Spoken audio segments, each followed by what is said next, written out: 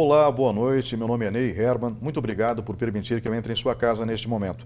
Está começando mais uma edição do programa Lente Aberta, aqui na TVE, a TV Educativa dos Campos Gerais. Hoje nós vamos falar sobre aprender brincando. Comigo no estúdio da TVE está a professora Marilúcia Rezende Perosa, professora do curso de Pedagogia da Universidade Estadual de Ponta Grossa, doutora em Educação com especialização na infância. Professora, bem-vinda. Boa noite, muito obrigada pelo convite, e por discutir tema tão importante. Costumo dizer que a gente às vezes pensa que brincar é brincadeira, mas brincar é coisa séria, E nós vamos falar um pouco da seriedade com que a gente precisa olhar para a brincadeira, principalmente da criança pequena. Obrigado novamente pela sua presença e obrigado a você que está em casa nos acompanhando. Fique conosco, a discussão vai ser interessante.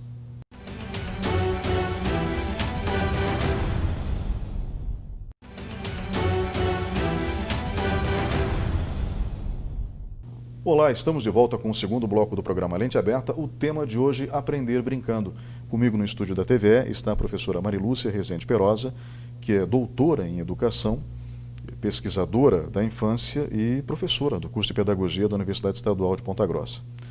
Professora, eu gostaria de entender o seguinte: nós temos na educação infantil uma série de brincadeiras. Quando a criança vai para o ensino fundamental, essas brincadeiras normalmente cessam. É preciso acabar com um ambiente de brincadeiras? É preciso deixar a criança num ambiente formal? É uma discussão que nós fazemos no curso de formação de professores, Primeiro nós trazemos a brincadeira e o jogo na sua especificidade teórica, Há estudos muito sérios, principalmente a partir da década de 1990, sobre o brincar da criança. E nesses estudos, nós temos identificado uma importância que ultrapassa a infância. Teoricamente, numa perspectiva histórica, antropológica e sociológica, nós vamos identificar a brincadeira e o jogo nas comunidades primitivas, por exemplo. Então, o Huizinga, que é um pesquisador que nós trabalhamos no curso de pedagogia para trazer essa importância da brincadeira, não só na vida da criança, mas na vida do ser humano como um todo, ele vai dizer que o brincar é anterior à cultura, Ou seja, é uma necessidade humana primeira, está no âmbito mais essencial do ser humano. E como que esse brincar vai se expressar? Vai se expressar e vai tomar forma na cultura, ou seja, em todas as culturas há brinquedos e brincadeiras. As formas de brincar em cada idade serão diferenciadas, Se nós pensarmos que os adultos que vão para um jogo de futebol estão brincando também, Seja na torcida, seja no jogo. Se nós pensarmos as festas culturais, o carnaval, outras expressões folclóricas de cada região do país, são brincadeiras, Em algumas regiões, como brincar o congada, a congada, isso é brincadeira, e é brincadeira de adulto, é uma forma do adulto se perceber dentro de uma cultura. Quando nós falamos especificamente da criança, nós vamos dizer que a criança apreende e ela produz e reproduz a cultura pelo viés da brincadeira. Então, desde bebê, a criança, ao imitar, imitar a mãe, imitar a professora, ela está construindo um conceito sobre aquela profissão, sobre o jeito de ser mãe, sobre o lugar que ela tem enquanto filha ou enquanto aluna. Professora, o que a senhora coloca é interessante porque o lazer, essa interpretação que eu tenho, aquilo que nós interpretamos como lazer na fase adulta e que é essencial para descompressão, ou seja, para as pessoas relaxarem e poderem produzir no período de trabalho, o lazer ele é visto então por alguns pesquisadores, ou especificamente por isso que a senhora mencionou, como fundamental na fase adulta e mostra que nós continuamos brincando, só que de formas diferentes, a vida inteira. Sim. O jogo, por exemplo, o jogo é uma forma de brincadeira, um jogo de bilhar, por exemplo, ou um jogo de cartas, desde que não se envolva dinheiro, porque daí pode despertar o vício. Sim. mas existem formas que são cotidianas também de brincar, não são? São. Eu imagino. Falou-se do jogo de futebol. Tem vários homens que adoram o esporte e praticam isso com frequência. Sim. As academias se tornaram uma febre nos últimos tempos. Ou seja, é um lazer para muitas pessoas. Elas buscam, logicamente, a boa forma física, mas é uma forma de lazer. Eu estou interpretando da maneira correta? Ou seja, o lazer para o adulto é como uma brincadeira para a criança? Então, se nós pegarmos, assim, historicamente, o ser humano ele foi deixando de brincar quando ele começa a se ocupar, por exemplo, das coisas da cidade, do trabalho. A palavra negócio vem disso, né? A negação do ócio. E o ócio, numa determinada época, ele era importante para promover criatividade.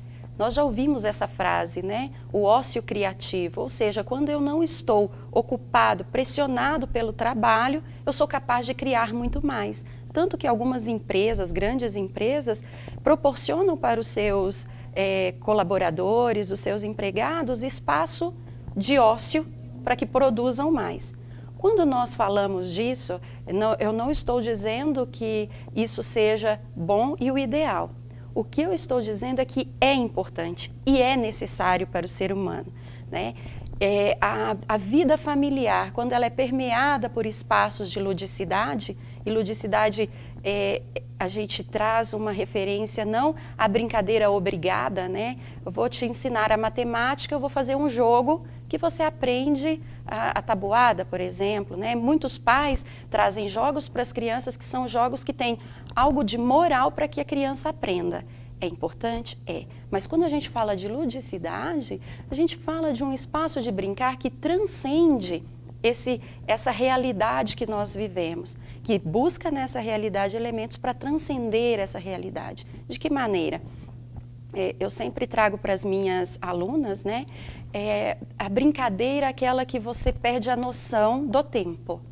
Né? Por exemplo, em família, mesmo adultos, né, se nós pegarmos um jogo como imagem e ação, que todo mundo está brincando, está dentro do jogo, dentro daquelas regras, mas que a gente é capaz, por exemplo, de discutir com um tio que é mais velho, por causa da regra de um jogo, ou porque estão ganhando, porque estão perdendo, a gente perde a noção do tempo.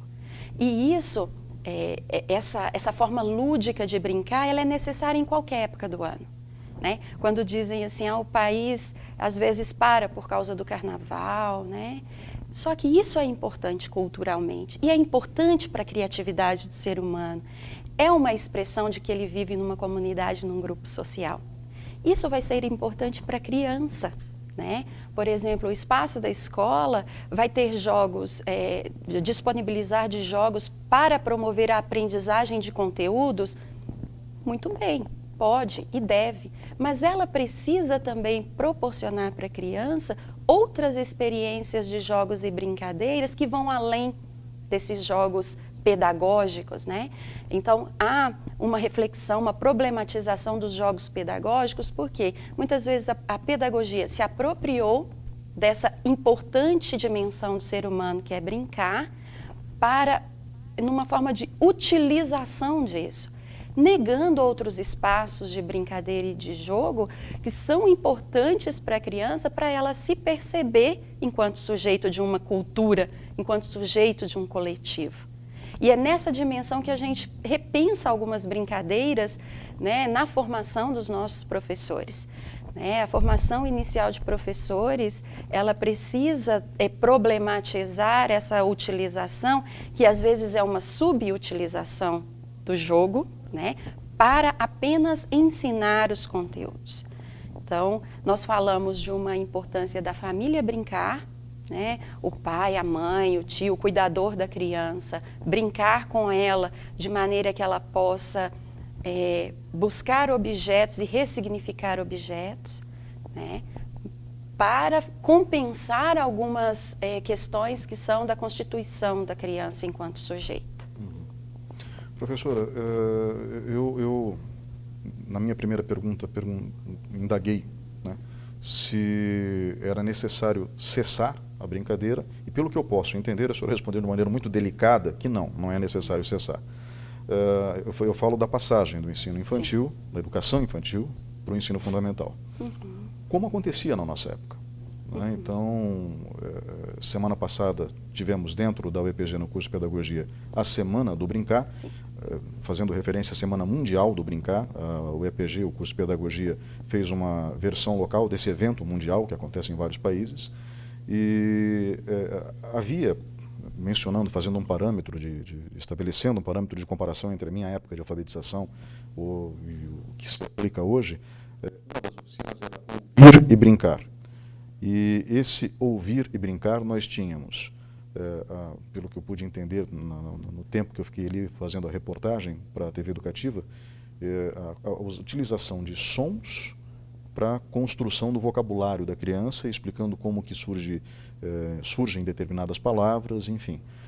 O que não aconteceu no meu tempo. Não por culpa da minha professora, que era excepcional, mas eu aprendi a separação silábica convencional, ou seja, ba, bebi, bobu, coisa do gênero. Não que não tenha sido eficiente, foi. Divertido não foi. Divertido não foi. Todo mundo esperava a hora do recreio, só o recreio que valia a pena. Né? Mas hoje eu percebo que existe um esforço realmente dos professores em fazer isso, mas nem todos. Existe uma resistência muito grande também a esse tipo de experiência, como a gente diz, lúdica, leve. Né? E eu preciso entender o seguinte: essa oficina, por exemplo, vamos utilizá-la como exemplo, que eu mencionei agora, ouvir e brincar. Esse conhecimento, a senhora poderia detalhar um pouco mais como isso funciona e isso tem sido aplicado pelos professores formados pelo curso de Pedagogia do EPG? Olha, nós precisamos voltar um pouquinho na reflexão a respeito dessa passagem da criança da educação infantil para o ensino fundamental, né? Porque até algum tempo atrás, até a década de 1980, havia uma separação entre o ensino fundamental e a educação infantil que parecia ser um pouco mais rigorosa, né? Então, os jardins de infância, por mais que eles fossem preparatórios, né, para o ensino de primeiro grau, né, naquela época, havia algumas características da escola da infância naquele período que identificava algumas especificidades da criança, principalmente em relação à brincadeira, brincadeiras mais livres, jogos de construção, né?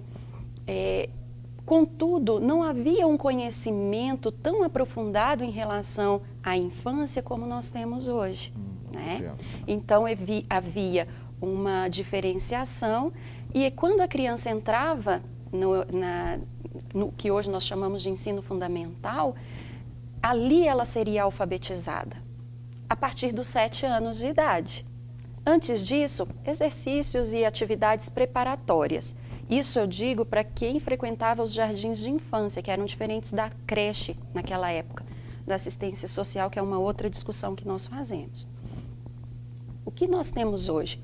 Com o avanço dos estudos em relação às potencialidades que a criança tem, principalmente nos 3 até 6 anos, 5 anos de idade, o potencial criativo da criança, o potencial de aprendizagem que a criança traz, né?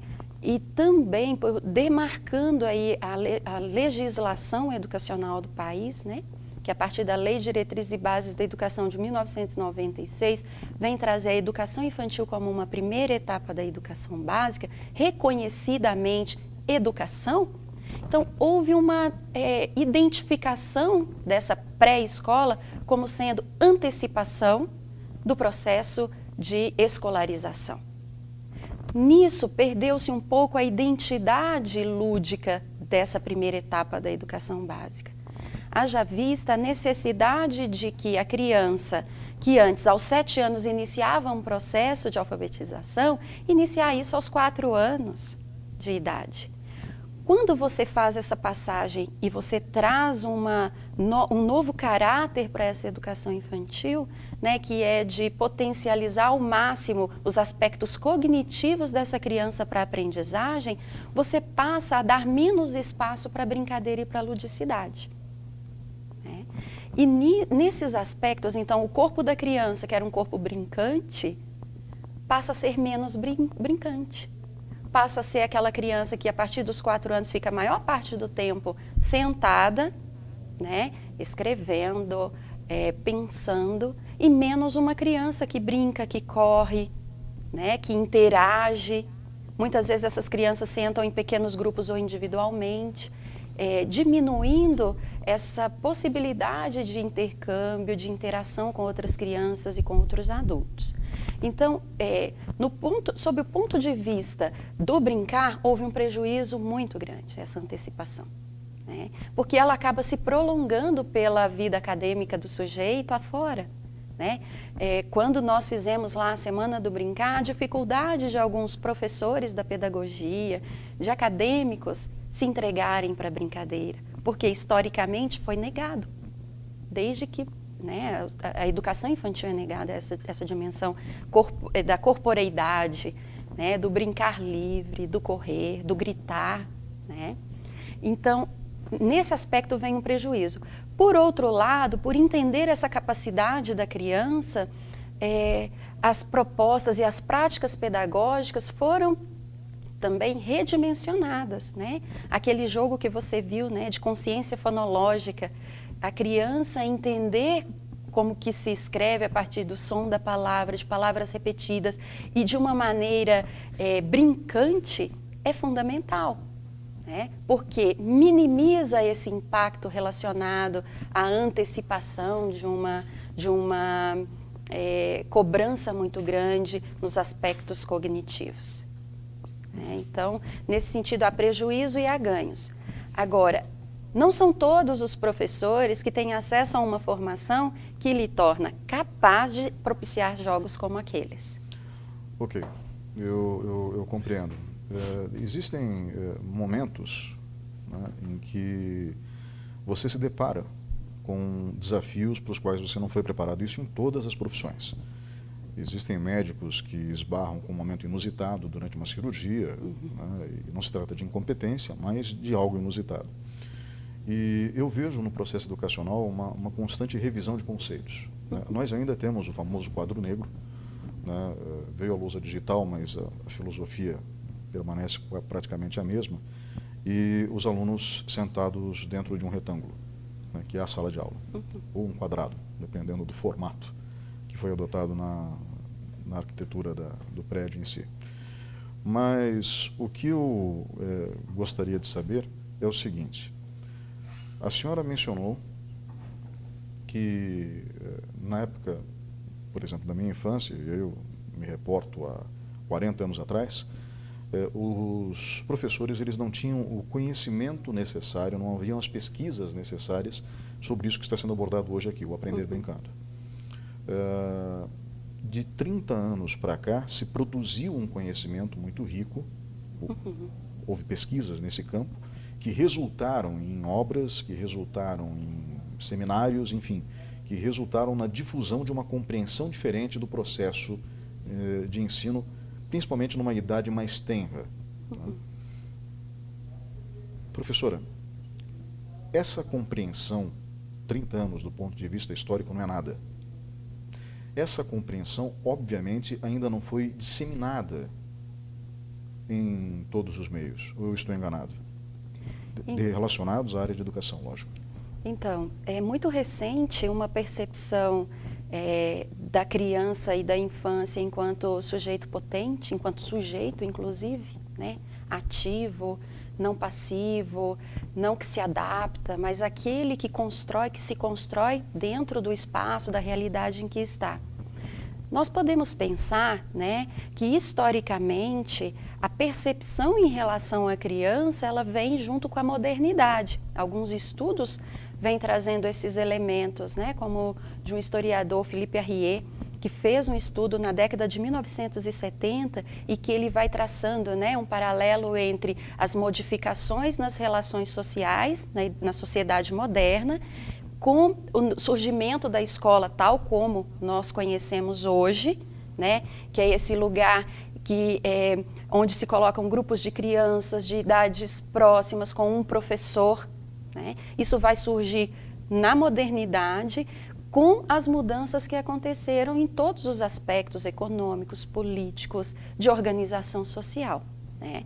Então, essa descoberta de que a constituição da infância está relacionada com a realidade social, não está descolado da história, trouxe elementos muito importantes para a gente pensar a criança, não como uma etapa necessária na vida do ser humano, mas uma etapa que é impactada pelas mudanças sociais, né? Quando nós pensamos assim, nós vamos diferenciar, por exemplo, não no sentido de que um sujeito é mais importante que o outro, mas a partir das experiências que esse sujeito faz na realidade em que está, uma criança que nasce na periferia tem experiências diferenciadas de uma criança que mora no centro da cidade, né? Suponhamos uma criança que mora mais numa região periférica da cidade, ela de repente pode brincar na rua. De repente, ela frequenta a casa do vizinho e ali troca experiências com essa outra criança de jogos e brincadeiras, de convivência. O que pode não estar presente na vida de quem mora no grande centro, né? Que às vezes fica o tempo que está em casa, está diante de uma TV, não conhece o vizinho de porta, não brinca na rua. Eu estou dizendo de experiências diferenciadas que constituem o sujeito e as suas aprendizagens, né? Quando isso vem para o âmbito da escola, se a escola considera essas diferenças e valoriza essas diferenças no âmbito do processo educativo, nós vamos ter um processo educativo mais rico, de troca de experiências dessas diferenças, um professor que vai adequar a sua prática às experiências dessas crianças, vai propor jogos, se a criança é uma criança que fica muito tempo diante da TV, vai proporcionar jogos em que ela brinque com o corpo inteiro, né? Que vai proporcionar o encontro dessas diferentes realidades como sendo uma forma também de aprender para além do conteúdo, né?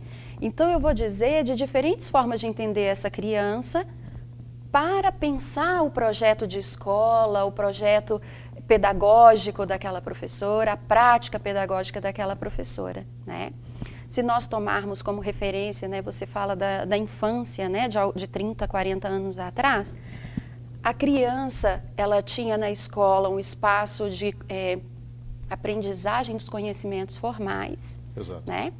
E fora da escola, em casa, ela brincava na rua, Sim. né? Ela subia em árvore, dependendo da região em que morava, se era uma região mais rural, ela subiria em árvore, então ela experimentaria todas as potencialidades do corpo. Ela experimentava correr, tentar pular um riacho, né? Ou subir um muro, são várias experiências importantes para o sujeito que hoje, infelizmente, dada a organização social, a necessidade, às vezes, das famílias trabalharem e essa criança ficar, às vezes, o dia inteiro na escola, se a escola não pensar nessas outras práticas, nessas outras experiências, esse vai ser um sujeito que vai perder essa capacidade de olhar para si enquanto um corpo que pode, um corpo potente, né? Aí, muitas vezes, interpreta-se que a criança tem alguma deficiência no desenvolvimento quando ela não consegue, com determinada idade, saltar, correr, pular, né? Então, quando a gente pensa essa organização social e a família e a cultura de onde essa criança vem, aí nós vamos entender, puxa vida, a escola pode proporcionar mais para essa criança se desenvolver. Perfeito. Eu concordo com a senhora. A escola realmente pode proporcionar. E a escola, para fecharmos esse segundo bloco do programa, ela vem proporcionando, essa é a minha dúvida. Eu noto o esforço dentro dos centros de formação Sim. de docentes. E eu vejo um um esforço muito grande também por parte de várias escolas. A Secretaria Municipal de Educação, eu sei que se preocupa com isso aqui em Ponta Grossa. A minha dúvida é, existe uma resistência muito grande nesse meio ou os profissionais gradativamente estão, como falei, 30 anos, é pouco historicamente falando, os profissionais da área estão incorporando esse conceito com certa facilidade? Existe muita resistência ou facilidade? Olha, eu penso esse processo da escola de mudança como um processo lento em relação ao que se tem no campo teórico de pesquisas, de comprovações, né, em relação a essas potencialidades e essas necessidades da criança. Até que isso se transforme em prática vai muito tempo, né? Primeiro porque ainda nós temos na escola pessoas que se formaram, né, professoras, pedagogas, diretores que se formaram num período em que essas descobertas ou essas contribuições teóricas ainda não haviam chegado, ou se chegaram, não houve tempo para aprofundar esses conhecimentos.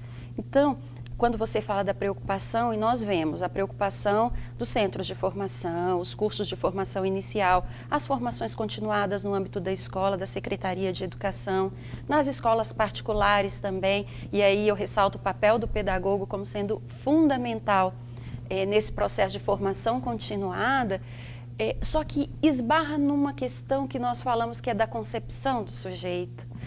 Eu, como professora, eu posso ter todos os cursos de formação e os melhores. Se eu não acreditar que a criança é capaz, a minha prática talvez vá reproduzir aquilo que foi feito comigo. Então, nós não esbarramos, talvez, na oferta de cursos, né? Nós esbarramos, talvez, na consciência do professor de que aquilo realmente é importante. Na crença desse professor de que, se ele diminuir determinadas horas semanais do trabalho muito cognitivo com a criança e trazer essa dimensão de brincante para ela, ela vai depois se desenvolver mais rapidamente. Então, isso é uma crença. Professora, muito obrigado. Nós vamos agora para um breve intervalo e voltamos em instantes com o programa Lente Aberta. Ok? Só quando...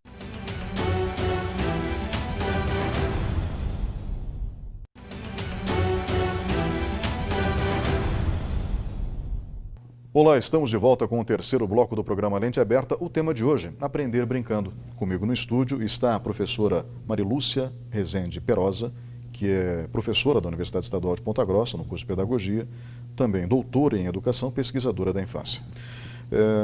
Professora, nós falamos no bloco anterior muito sobre aspectos teóricos.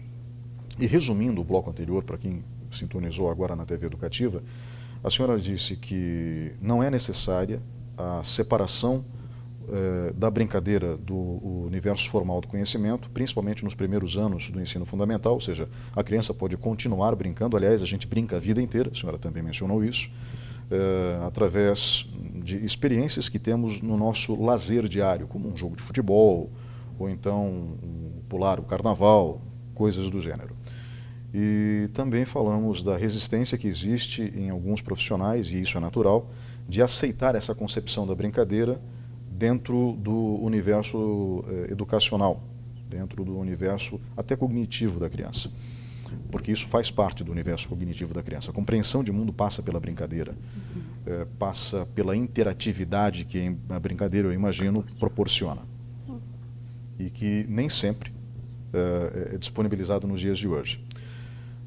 Quando a gente fala em brincadeiras, eu acho que essa é uma dúvida que muitas pessoas têm em casa nesse momento.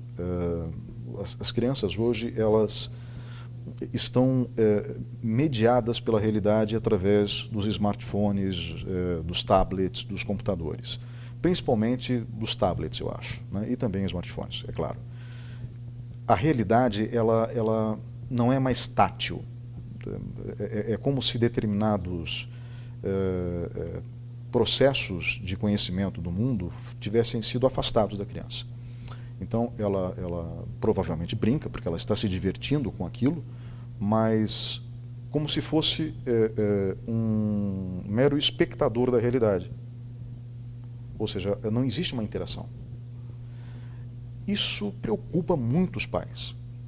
Só que, ao mesmo tempo, a famosa babá eletrônica, que era a TV e hoje é a internet, ela também é útil em determinados momentos. Qual a recomendação que a senhora daria aos pais nesse início de bloco em relação ao uso de tablets e smartphones por crianças nessa faixa etária, dos 4 aos 8 anos de idade, por exemplo? Bom, primeiro nós precisamos compreender a nossa realidade, né? Nós estamos vivendo uma época que nós todos estamos mediados pelas tecnologias, todos nós, né? Não conseguimos mais sair sem o celular, né? Sem o smartphone. Isso impacta diretamente a experiência da criança, porque a criança brinca a partir daquilo que ela vivencia, né? Então, se os pais utilizam o celular, e nós podemos comprovar isso com as crianças que temos ao nosso redor. Então, já nasce, de repente, o primeiro movimento que a criança faz em relação ao seu redor, né, a sua experiência, a sua realidade, é passar o dedinho. Isso nós já comprovamos, né? A facilidade que essas crianças têm de compreender o mecanismo de acessar um vídeo que gosta, um desenho que gosta, uma música que gosta. Isso está comprovado. Fantástica, né? Facilidade. Isso. Os pais, muitas vezes, se preocupam, alguns, né, se preocupam em deixar que a criança não brinque com esses objetos para que ela vivencie essas outras experiências. Olha, eu só vou dar um smartphone na mão do meu filho a partir dos 6 anos de idade, né, dos 8 anos de idade. Só que isso é privar a criança também da sua experiência no mundo que ela está, né, no mundo e na realidade em que ela está. Então, uma questão é delegar a esses mediadores o cuidado da criança, entre aspas, esse cuidado, ou seja, o entretenimento mediado pela tecnologia, equilibrar com outras experiências, né? E daí eu falo que é a questão de equilíbrio, de compreender que a criança tem outras necessidades. Ela tem a necessidade de correr, ela tem a necessidade de estar junto com outras crianças livremente. Ela tem a necessidade de sentar no colo do pai e da mãe ou de outra pessoa que cuida, né? Ela tem a necessidade de experimentar outros espaços.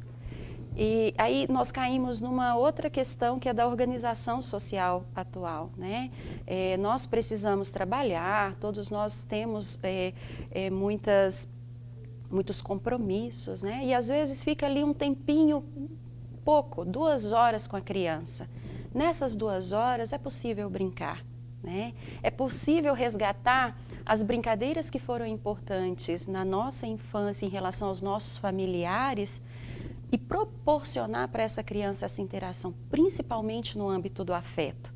É fazer o carinho, é tocar a criança, é dar o banho na criança e tocar essa criança afetivamente, é conversar, é contar a própria história. Quando eu era criança da sua idade, isso, às vezes com um tempo muito pequeno, você cria experiência com essa criança. Isso é brincar também. Né? É proporcionar para ela conhecer a sua história, a história da sua família. É vivenciar que seja uma manhã de domingo, a experiência com um outro colega que não seja no espaço, né, do prédio ou no espaço da escola. Eu entendo, professora. É uma questão de dar o exemplo e construir limites dentro de cada realidade particular. Né? Porque um indivíduo é diferente do outro, não importa a idade desse indivíduo. Dentro desse universo tecnológico, eu percebo também que algumas coisas são instintivas. Vamos colocar desse jeito. A minha filha, por exemplo, numa determinada ocasião, brincava de imitar pessoas que estavam no computador. Então ela pegou 2 pedaços de madeira, fez um notebook de brincadeira e um pedacinho de madeira, um mouse. Eu, tentando agradar, comprei um mouse de brinquedo com uma luzinha e dei para ela. Ela parou de brincar. Né? Porque eu cortei a capacidade inventiva dela naquela brincadeira. Com a minha filha mais nova, né, eu posso dizer assim. Existe algo que é muito interessante, um desenho que é muito famoso, que é a Peppa Pig, que passa na TV Cultura. Existem vídeos na internet onde os bonecos brincam e pessoas estão manipulando esses bonecos. E são vídeos muito mal feitos, muito mal feitos.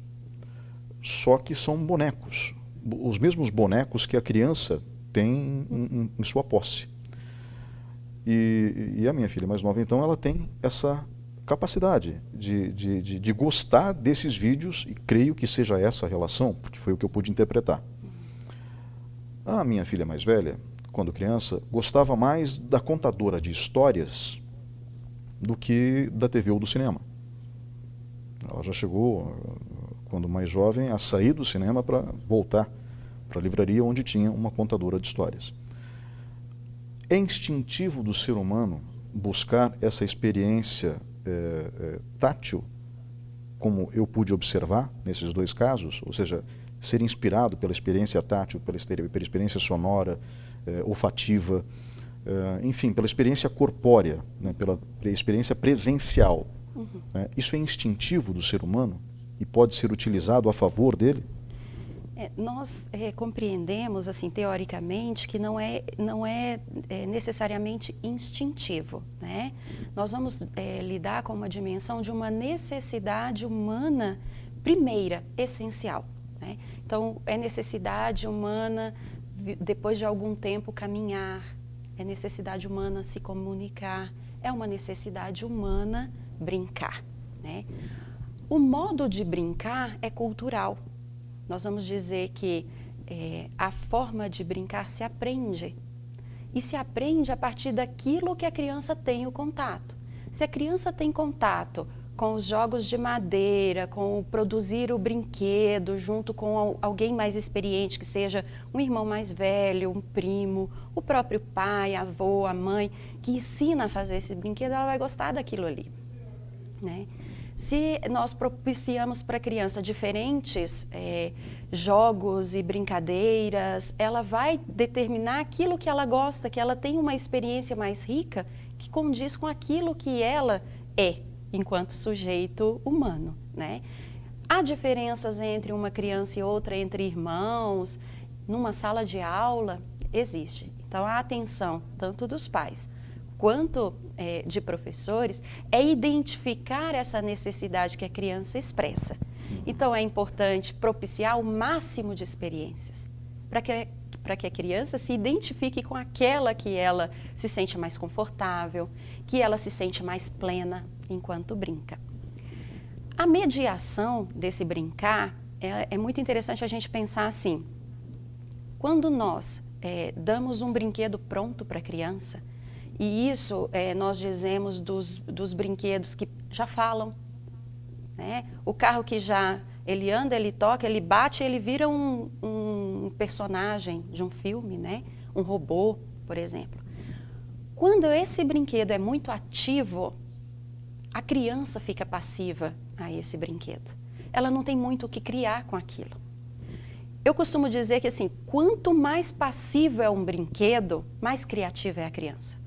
Um conjunto de caixas de diferentes tamanhos na mão de uma criança vira coisas inusitadas. Um pedaço de lençol e uma almofada na mão de duas crianças, ou seja, um lençol e uma almofada são brinquedos passivos. Estão ali. E a criança pode moldar, a criança pode inventar. E ela vai dizer, faz de conta que isso agora é uma cabana. Dali a pouco faz de conta que isso é uma cortina. Dali a pouco faz de conta que... Nesse faz de conta, a criança cria e ela interage com o brinquedo. Quando eu entrego uma boneca que já, ao ser colocada em pé, ela caminha e ela fala, a criança não precisa fazer mais nada com aquela boneca. Por isso que ela enjoa facilmente e a boneca fica guardada, né? É diferente de construir uma boneca de pano em que a criança possa trocar a roupinha. Ao trocar a roupa, ela inventa novos personagens para aquela mesma boneca. E ela inventa um cenário para aquela boneca, inventa uma história para aquela boneca. É um brinquedo passivo numa criança criativa. Ótimo. Então, aí a gente já tem uma dica prática para professores e pais. Esses brinquedos que a senhora mencionou, os brinquedos ativos, aqueles que fazem tudo e a criança fica olhando, né? Eles datam já de longa, como eu posso dizer, de um longo período de tempo, né? Na minha infância eles já existiam, né? O famoso carrinho bate e volta da estrela, né? Mas quando a gente vem para os dias atuais, esses brinquedos fazem muito mais. E são caros.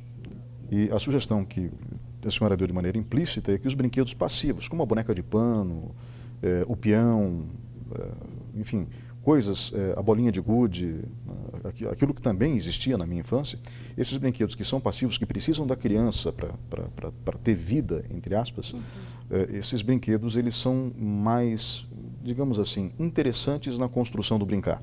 Sim. Podemos colocar desse jeito. Sim. Professora, que brincadeiras precisam ser resgatadas na escola? Aqui eu mencionei algumas da minha infância. Sim. Esses tempos atrás, eu tive uma experiência que acabou sendo cômica no final das contas. Um pai veio com um peão para o filho, né? Rodou o peão. E o filho não teve dúvida. Ele pegou o controle remoto da TV e direcionou para o peão para ver se funcionava. Não funcionou. E o pai ensinou então como é que operava o peão, né? Barbante, jogar, enfim. O garoto gostou. A pergunta existe brincadeira certa ou errada? Eu não sei, sinceramente.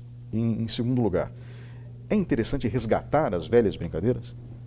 Então, Fazem parte da nossa história? Sim, não existem brincadeiras certas ou erradas, né, se nós pudermos colocar nesse jogo nessa relação, né? O importante é a gente pensar que a criança brinca, em qualquer contexto ela vai brincar, porque é a partir dessa brincadeira que ela vai entender o mundo e se perceber nesse mundo, né? Quando eu falo que o brincar ele é aprendido, né, então, ou seja, ele deve ser ensinado. Como que se ensina uma brincadeira para a criança? Resgatando aquelas brincadeiras que nós, né, enquanto adultos, já vivenciamos, já experimentamos. A importância de resgatar o brincar é no sentido de deixar que a criança viva algo que já foi presente em determinado momento da vida do seu pai, da sua professora, do seu avô, da sua avó, para que ela possa, ao brincar, dar um novo sentido para essa brincadeira. Quando, historicamente, nós vamos resgatar essas brincadeiras, nós vamos ver que existem brincadeiras que são reeditadas há muito tempo, há muitos anos, há muitas gerações. O peão, né? A forma de brincar do peão em determinadas culturas diferencia. Os jogos de bolinha de gude também, né? As brincadeiras de roda vão assumindo aquela identidade de um grupo em determinado tempo. E a criança precisa saber disso, porque ela faz parte desse grupo social. Ela faz parte de um grupo que não nasceu, surgiu agora e do nada. É histórico. E ela vai entender essa historicidade dela no resgate dessas brincadeiras. Mas é importante também propiciar momentos em que a criança crie brincadeiras. E como que ela vai criar? Interagindo com outras crianças. Quando você fala de modos de brincar, né, quais as brincadeiras que podem ser feitas dentro da escola, né? Nós vamos dizer de brincadeiras que considerem o corpo e o movimento da criança. Esse é essencial, que desperte criatividade na criança. Então aí, a professora, ao olhar para aquele grupo de crianças, vai entender, né, nas especificidades dela, de que cultura essas crianças vêm. Há algo específico de determinada família, de determinada comunidade que pode ser resgatado como sendo, olha, você faz parte dessa construção. Isso é fundamental para o sujeito se constituir enquanto ser humano, parte de uma comunidade, né? E que às vezes dentro de casa não tem acesso. Né? Então como que nós vamos pensar essas práticas brincantes? Que movimente o corpo, que possibilite a criatividade. Essa criatividade é por meio da arte. Né? E quando a gente pensa arte na escola, geralmente a nossa ideia primeira é pintar no papel.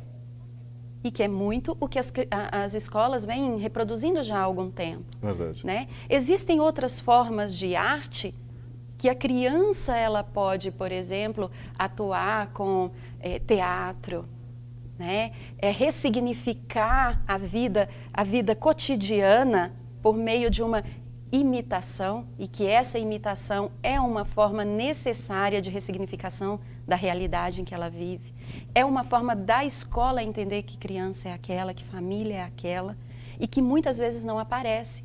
Aparece, às vezes, um teatro em que a criança é simplesmente um ator, que é proposta por uma ideia de uma professora ou de um grupo de professores, ela vai lá em cena e sai. Não uma produção da criança, uma leitura que ela faz de uma história, de que maneira que você acha que é esse personagem. Isso é criatividade, isso é brincar, é fantasia, né? Se nós pensarmos aí a movimentação da criança, de experimentar seu corpo, correr, saltar, pular, né? Gritar, que às vezes isso é muito impedido na escola. Se você correr, você vai cair. Tá, mas nós aprendemos a correr como? Lá na nossa infância. Às vezes caindo, né? Às vezes uma proteção exagerada para que a criança não se suje, que a criança não caia, não machuque. E nisso não estou dizendo de deixar um espaço perigoso para a criança, mas é um espaço de liberdade para ela experimentar essas coisas. E aí, essa brincadeira, ela vai muito além dos jogos pedagógicos, né? E requer do professor um olhar atento e sensível para essas novas necessidades da criança. No meu tempo, as meninas pulavam amarelinha e brincavam com elástico, né? Pulavam em cima daquele elástico. Aliás, eu sempre achei curioso como é que elas conseguiam fazer aquilo, mas enfim, não com elástico nos dedos. Elástico nas pernas, elas pulavam em cima do elástico. E eu me lembro que numa determinada fase da minha adolescência, a gente jogava em grupos enormes palito. Aquele jogo em que você esconde 3 palitos na mão, ou menos, até 0, e tenta adivinhar junto com outra pessoa quantos palitos tem no total. Se você estiver em 2 pessoas, tem no máximo 6 palitos, ou no mínimo 0, nenhum em cada mão. E isso fazia parte da construção do grupo. Além da percepção espacial que a criança tem que ter, e eu acho que aí entra a questão do brincar, do correr, do pular, né, essa construção de grupo também se dá através de atividades como essa, né? Justamente. Atividades que são prazerosas, que são divertidas, pode ser através do esporte, eu acho que o esporte ensina muito, né? Mas que não existem tanto hoje. As escolas estão tentando implementar brincadeiras coletivas para que as crianças possam se divertir e aprender a se relacionar? Então, quando nós percebemos as propostas pedagógicas das escolas, né, naquilo que na escola pública nós chamamos de projeto político-pedagógico, nas escolas particulares também um projeto político-pedagógico, mas aí dentro de às vezes, de uma concepção de educação que é próprio de uma determinada rede, enfim, nós vamos encontrar uma possibilidade ali que é qual o conceito, qual o homem, o ser humano que eu quero formar. E nessa concepção ali, nesse conceito, traz assim, um sujeito cidadão, criativo, né, que é capaz de atuar e transformar a sociedade. Quando a gente pensa essa dimensão desse projeto pedagógico da escola, nós podemos entender que, olha, a escola, então, para chegar nisso, né, com esse sujeito, ela tem que fazer algumas práticas, ter algumas práticas que encaminhem o sujeito para esse tipo de formação. Só que o que a gente vem observando é que há uma discrepância entre esse sujeito que eu quero formar e a prática que eu estou tendo com esse sujeito, né? Um sujeito cidadão, democrático, ele deveria participar. Cidadão, ele deveria se ocupar do outro, do coletivo. Mas o que a gente vê muitas vezes, eu não digo na totalidade, porque me falta conhecimento em todos os aspectos, em todas as escolas, enfim, né? Existem particularidades, mas é que muitas vezes o trabalho é do indivíduo, é competitivo, ele não participa, uma criança não participa da organização da rotina da sua aula, né? Ou seja, se eu dou pronto e eu falo que é assim que tem que ser, não é o sujeito criativo, cidadão, democrático. Então, eu penso que para nós chegarmos nisso, né, nós precisamos pensar essa lógica de organização. Isso se evidencia muito nos modos de brincar. Os jogos são competitivos muitas vezes. Não são, não estou dizendo que não sejam necessários, são necessários. Né? O sujeito precisa testar sua capacidade e melhorar, e olhar para si mesmo e falar, eu melhorei. Isso é importante. Mas a escola, às vezes, não percebe que está muito direcionado para a competição e pouco para a colaboração. Né? Proporcionar jogos e brincadeiras, que a gente fazia isso muito na rua, né? Que não tinha um adulto que ficasse o tempo inteiro com o olho naquela brincadeira, a gente inventava regra. A gente modificava a regra para poder incluir um amigo que não daria conta de fazer daquela forma. Isso a gente não vê muito dentro da escola. Né? E talvez aí esteja um pouco o segredo de propiciar outras experiências para chegar nisso. Né? Primeiro, de criar essas brincadeiras também, de dar tempo livre para que as crianças, os adolescentes possam criar seus jogos, né?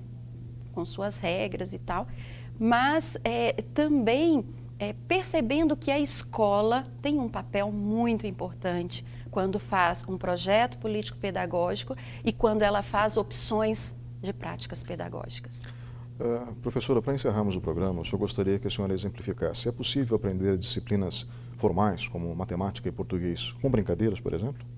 Sim, e nós temos feito um esforço muito grande nos cursos de formação de trazer profissionais que entendem da prática pedagógica e entendem da teoria daquela área de conhecimento, trazendo essas possibilidades de brincar, né? Brincar para proporcionar uma aprendizagem prazerosa. Né? Então, conjuga um conhecimento teórico com uma necessidade prática.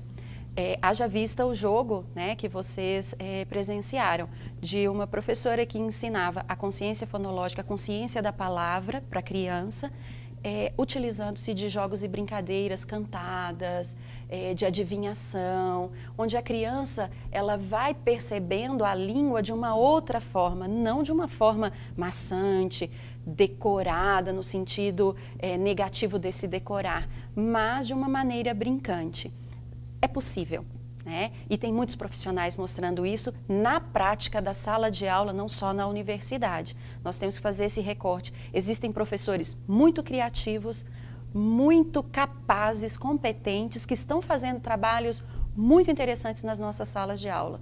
Então, nós temos que começar a valorizar e publicizar essas novas formas de ensinar. Professora, muito obrigado pela sua participação hoje aqui no programa Lente Aberta. E muito obrigado a você que estava nos acompanhando até agora. Eu tive a felicidade de crescer num colégio encantado, literalmente encantado, em outra cidade, Blumenau, Santa Catarina, e tive educadores brilhantes que buscavam sempre fazer com que as crianças não deixassem de ser crianças. É lógico que havia todo um aspecto formal, uma outra tecnologia, digamos assim, de educação na época. Mas eu desejo, sinceramente, que todas as crianças possam ter uma infância mágica. E eu acho que isso não é um dever só da escola, é um dever de todos nós. Não apenas dos pais, mas dos vizinhos, dos parentes, dos avós, dos tios, enfim, da sociedade. Colaborarmos uns com os outros significa entendermos que não vivemos sós, mas todos juntos. Um grande abraço e até a próxima semana.